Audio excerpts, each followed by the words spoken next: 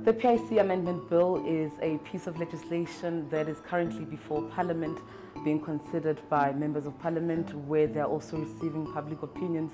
on the contents of that piece of legislation. What it does is that it's earmarked at strengthening some of the measures and regulatory frameworks through which the PIC works. And in our story today, we found out that there are government ministers who are lobbying ANC members of Parliament to vote against this bill,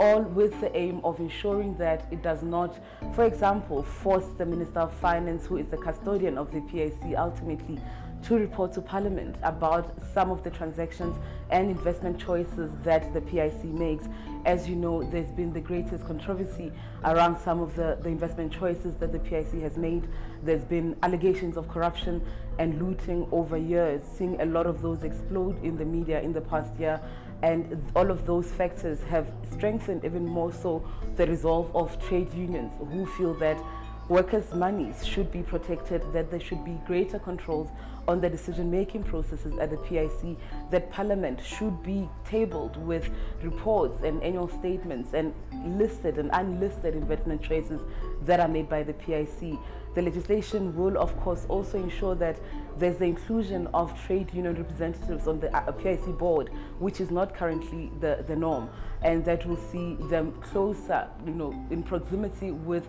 some of the greatest decisions that have to be made on who the money that they save is invested with.